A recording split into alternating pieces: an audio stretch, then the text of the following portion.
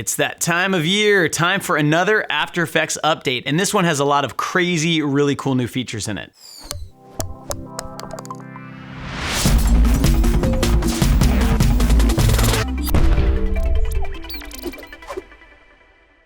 In this video, I'm gonna be going over some of the really big headline generating features and also some of the smaller quality of life improvements that Adobe added to After Effects 16.1. If you wanna stay up to date on everything that's going on with After Effects and with the motion design industry in general, please subscribe to our channel and go to schoolofmotion.com for a free student account. You can get on our Motion Mondays mailing list once a week. We'll send you a very short email that will keep you up to date on everything going on in the industry.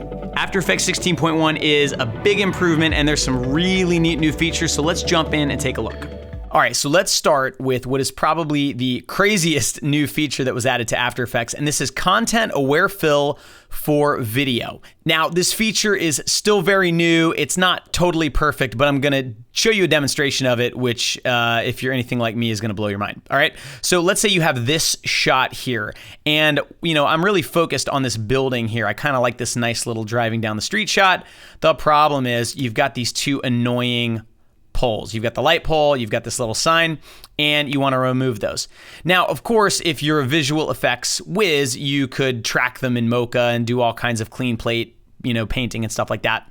That is going to be really tricky, and not everyone has that skill set. So now there's a new way to do this. So this is how the tool works. You start by just drawing a mask around the things that you want to remove. All right, so I'm just going to draw a mask around this pole, and the more precise you are, the easier it's going to be to get a decent result. But in fact, the way this tool works, it doesn't really matter if there are extra pixels. You don't need a super tight mask. I'm going to set this mask to none mode so I can still see it while I'm working on it. And then I'm going to hit Option M so I can put a mask keyframe.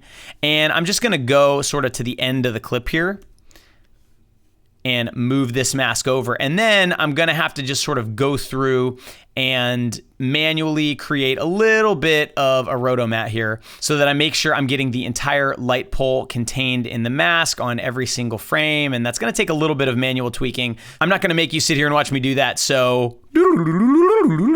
All right, and here we are, look at that. So I went ahead and made two masks, one for the light pole, one for the sign.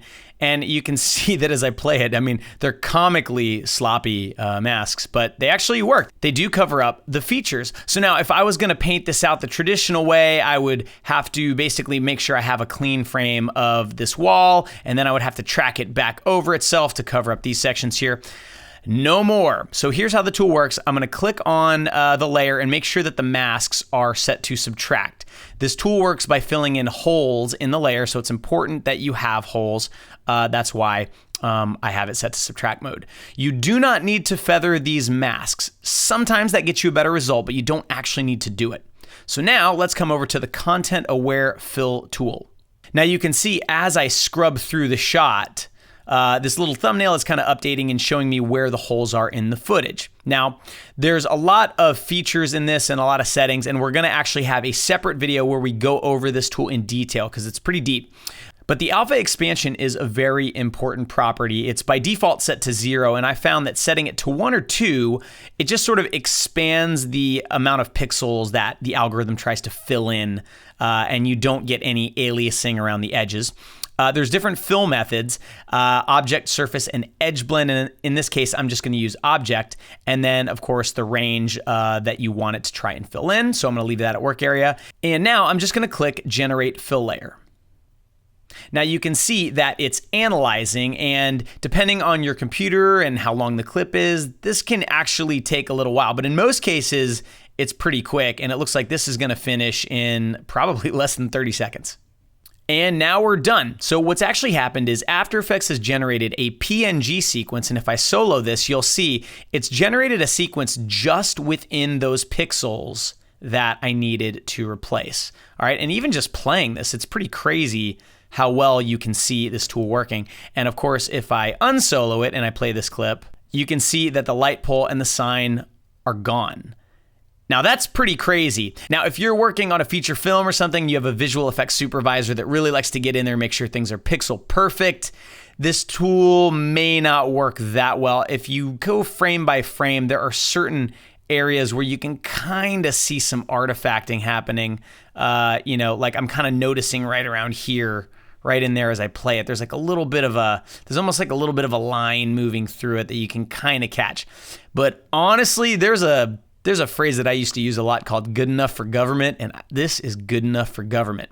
Now, one thing that has not been fixed is this little blob on the ground here. You'll see that was the base of the sign, and the algorithm wasn't, sort of smart enough, I guess, to fix that and make it look like sidewalks. So there's another really cool feature that I want to show you really quick, and that is to create a reference frame. So if I go to this frame here, right? And I'm gonna leave this fill on. And what I'm gonna do is click Create Reference Frame.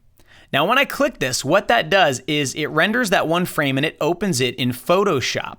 What I can then do is use any tools I want in Photoshop to paint this out and make it look exactly the way I want. So I could just use, say, the clone stamp tool to kind of clean this up a little bit, make it look a little better.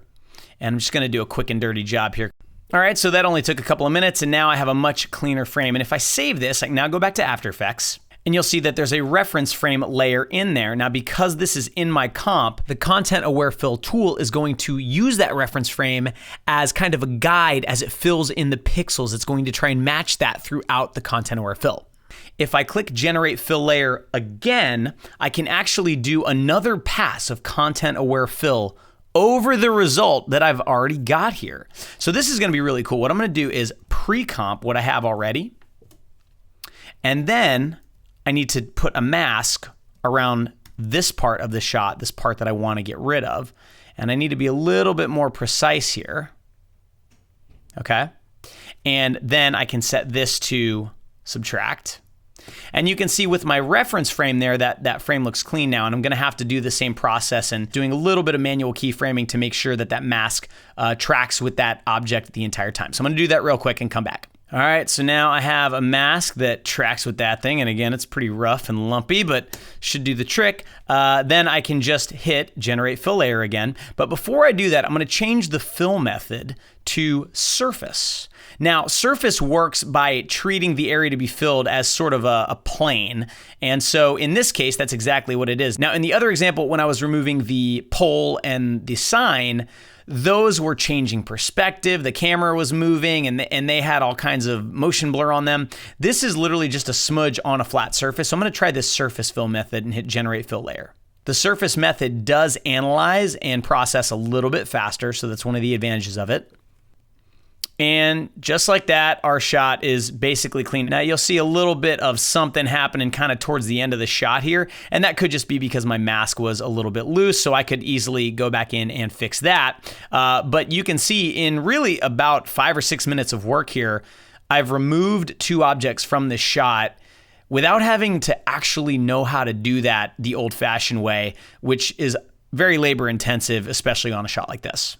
Now, like I mentioned, this tool is brand new and it doesn't always give you the perfect result. You kind of have to try it. I think it's one of those tools where when it works, it's like a freaking miracle. But when it doesn't work, sometimes there's not really a good solution to that. So I wanted to try it on this shot because this seems like the perfect kind of thing where if you're an editor or someone who just doesn't really have the skill set yet to remove a logo like this Amelie Motor Oil logo here, from a shot, you could use a tool like that. So let's just try that really quickly. So all I'm gonna do is just draw a quick mask around the logo, like so. I'm gonna set the mode to none so I can still see it. I'm actually gonna open up the tracker, and with the mask selected, I can use the mask tracker so I can kind of track forwards and then I can track backwards to get the entire shot. And this way I don't actually have to do any manual keyframing. I can let After Effects do the hard work for me. So now that the mask is tracked on there, we can set that to subtract. We can come to the Content Aware Fill panel and we can create a fill layer, and the fill method is still surface. So let's try that first. And here's our result. Now, you can see there's a lot of strange things going on there. It ain't perfect, right? And this is the thing that you have to remember with tools that are just being launched. They may save you a lot of time, or they may not work. And if they don't work, I know this tool is going to get a lot better over subsequent versions of After Effects. But as you saw in the previous example, sometimes you can get really incredible results. Here's an example I wanted to just show you really quick to let you see what happens when the tool doesn't work at all. I tried to remove the runner from the shot. And I suspect that there's a lot of reasons that this shot isn't a good candidate for content-aware fill, but this was the result. It is interesting, you know? It's almost like there's a rip in the space-time continuum happening over here. This could potentially be the start of a cleanup, and maybe, you could also then just track this mountain back in there. Sometimes this tool isn't gonna be enough all by itself, and frankly, in some cases, it's just not gonna work for you. But when it does, it really is a miraculous time saver. All right, the next feature I want to show you is going to make everyone who uses expressions in After Effects really, really excited. So temporarily, I jumped back into the previous version of After Effects, 16.01. And the reason I did that is to show you how expressions look in the version that you've been using up until now. So I've got this little setup here where I've got a mouse pointer, and as I get close to these layers, they scale up and they kind of turn pink, all right? All done with expressions. So if I open up the expressions on these layers, you'll see I've got one expression on the tint effect, one on the scale property. If I click on the scale property expression, you can see this is what it looks like. And looking at expressions in the old editor, you're not given a lot of visual cues as to what you're seeing. Most modern code editors like Atom or Sublime Text, they color code your code for you. They pick a different color for variables, for functions, for numbers, for things like that, for comments. It makes it a lot easier to look at. There's also features in modern code editors that can help you write the code. When you type an expression in After Effects, you just start typing and you hope that you get it right. There's not a lot of help given to you. Now let me show you how it works in the new expression editor. So back in 16.1, let's put an expression on the scale property of the ball. And you can see right off the bat that the editor looks totally different. There's line numbers, there's color coding going on with the expressions, and we're gonna go in and write a little bit of an expression so you can see how it works now. The first thing I wanna do is set up a variable to grab the layer for my mouse pointer. Now you saw as I was typing, this little box popped up, and that is the auto code completion box, and I'm going to show you how that works in a second. Let me pick whip to my mouse layer and add a semicolon and hit return. Now already you can see that this color coding makes this easier to read, all right? As you're writing your expression, things will automatically be turned to the right color, and you'll be able to see when you're referencing a layer, when you're using a variable, when you're using a function. All of these things will have different colors. It's really, really handy. The next thing I need to do is grab the true comp position of this mouse. So to do that, I need to use the toComp expression. So what I can do is set up a new variable, mouse location equals, and what I want to do is use toComp on this layer. So I'm going to type in the name of that layer, and you can see as I'm typing it, After Effects realizes, you're probably trying to reference that mouse variable that you set up previously. And so I can use my arrow keys and just kind of up and down, pick the one I want, hit enter, and then keep typing. So then I'm going to say .toComp, and again, After Effects has already guessed I want to use the toComp expression. But if I wasn't sure, I could arrow up and down and look at the other options, and this is also a great way to learn what expressions, what functions and properties and methods are available to you. So I want toComp. You'll see that After Effects has already given me the parentheses and inserted my cursor right in the middle. The next thing I want is that mouse layer's anchor points. I can type in mouse.anchor, and it will guess anchor point. I hit enter and I'm done. I add a semicolon, boom, onto the next line. This is how most modern code editors work, by the way. If you're in software development, you know this. If you're a motion designer, you probably don't. This is a much faster, much nicer, much easier way to work. Now, I won't make you watch me type out the rest of this. I'm just gonna copy and paste it. So take a look at this. This is the entire expression in there, and you can see that we've got different color coding for things like comments, numbers, the semicolons, the variables. when we're referencing layers, when we're using a function like length. There's all kinds of visual cues here to tell me what's going on. It's much, much easier for you to read, and especially if you share expressions, it's easier for anyone else to read. Now I have another expression on the tint effect, which is what actually turns these dots purple when the mouse gets close. So if I go to the tint effect and I open up that expression, it's very similar to the scale expression with one big difference. At the end of the expression, the way it works is it checks to see if the distance between my mouse pointer and my dot is less than a certain threshold. And if it is, then it tints it 100%, otherwise it tints it 0%. It does this using an if statement. And what's cool about if statements and other statements like this is that they're sort of encapsulated. They're like these code blocks, and they're wrapped in these little curly cues. And when you have curly cues that sort of contain these giant code blocks or tiny code blocks in this case, you can actually collapse them and expand them. This gets really, really handy if your expressions get long, if you have lots of if statements, if you're doing loops, if you're defining functions and then reusing them. The ability to collapse and expand code blocks is really, really handy. Another really cool thing about this expression editor is that you can actually change the way it looks. If you go up to the After Effects menu, Preferences, there's a new section called Scripting and Expressions, and there's some brand new preferences in here, and they've moved some of the scripting preferences to this menu. So enable JavaScript debugger, allow scripts to write files in Access Network. That's where that property is located now, which makes a lot more sense than where it used to be. And what I love is you can totally customize the expression editor. So right now the font size is 14. By default, it's 12, so we can set it back to 12. You get a little preview of what that's gonna look like. And this is really cool. There's lots of different themes that ship with After Effects that Adobe included. And you can try them out here and you can kind of see which ones you like. And let's say we want this playground one, you hit okay, and now everything's updated in this code editor. This is a massive, massive improvement from the previous expressions editor inside of After Effects. I know it's only gonna get better with time, but this is already approximately 10,000% better.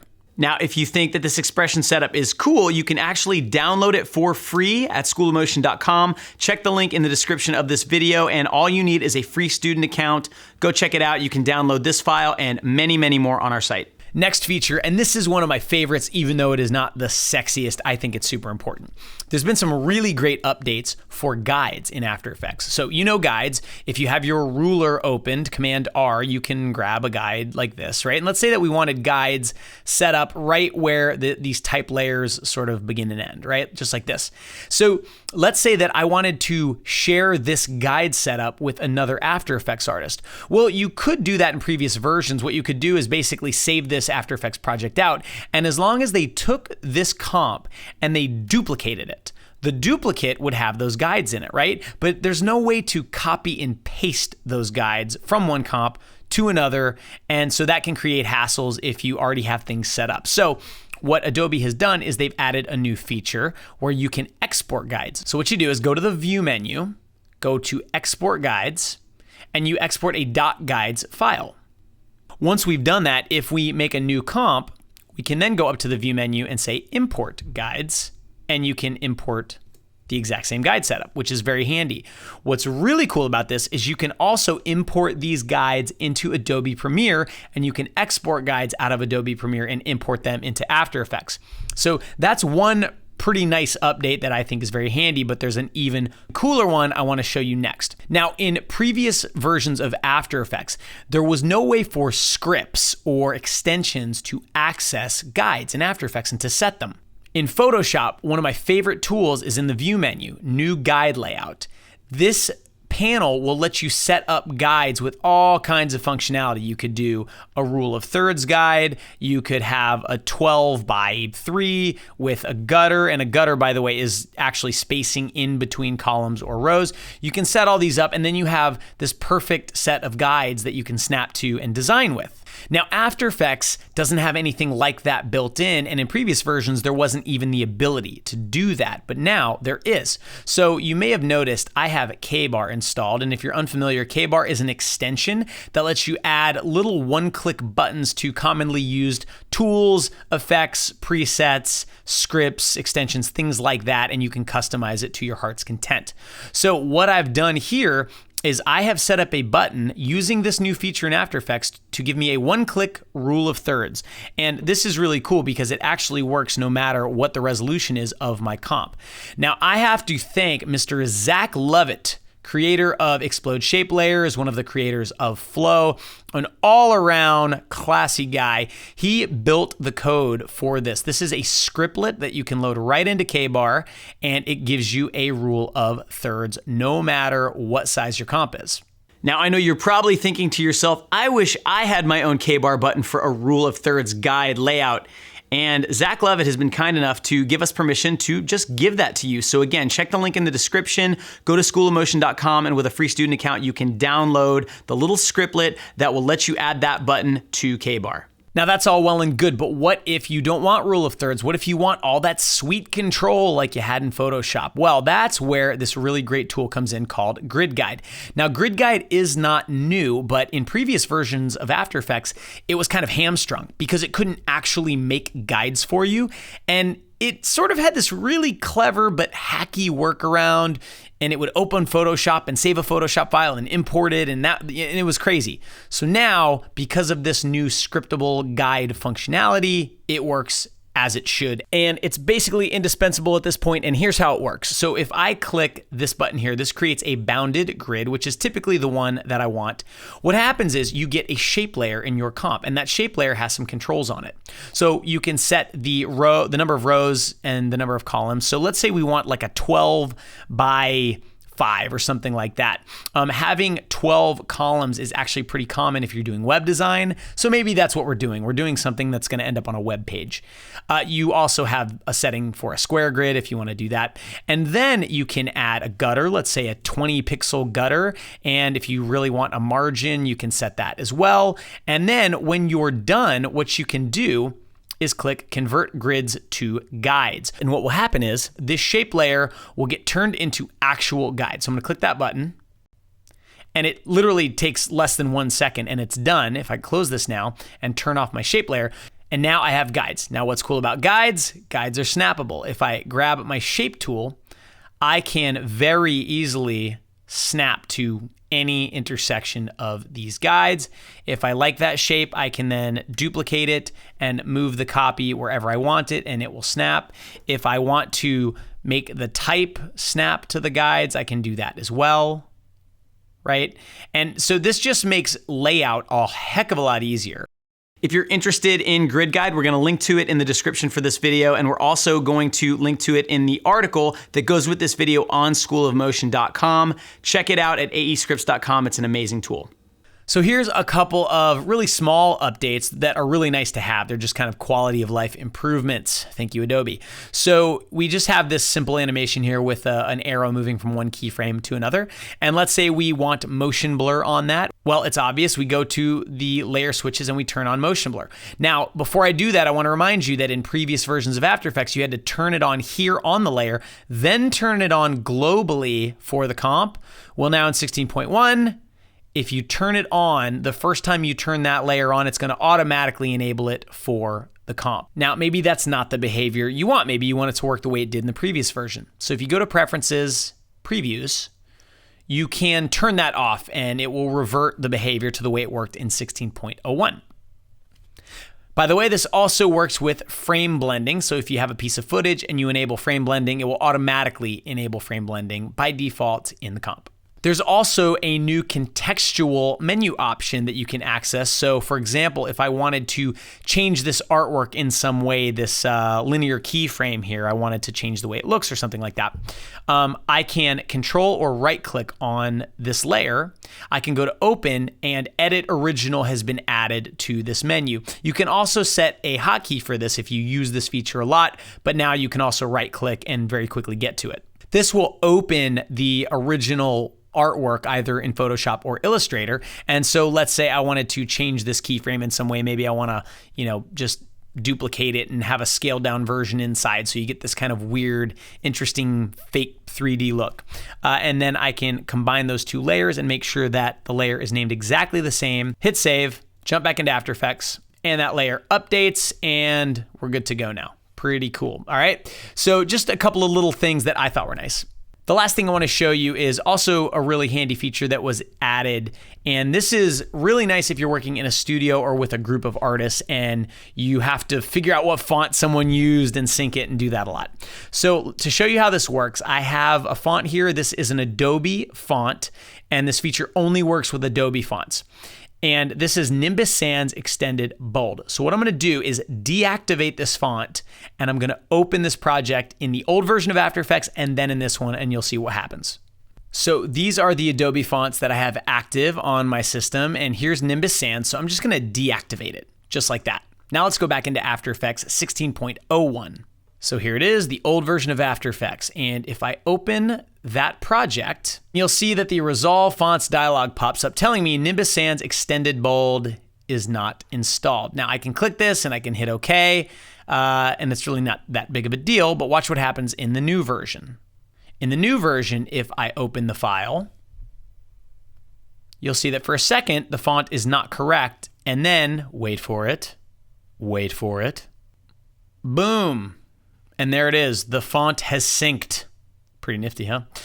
Now, this isn't a huge deal, but if you're working with After Effects artists or editors, people like that who are not super savvy with After Effects, this is just one of those things that can save you and save them from getting tripped up. So again, another good improvement on After Effects. Now, of course, we just scratched the surface here with the improvements and additions that Adobe made to After Effects 16.1. If you want to know every single thing that was updated or changed, we are going to link in the description of this video and on our site to a page that Adobe set up listing every single tweak and improvement they made. I hope this video got you excited about the updates to 16.1. We're gonna have other videos focusing on the specific features like content-aware fill for video and the new expressions editor. Those will be coming out soon. And if you'd like to stay up to date on After Effects and the entire industry, please subscribe. Please go to schoolofmotion.com, register for a free student account, and we will see you on the next one.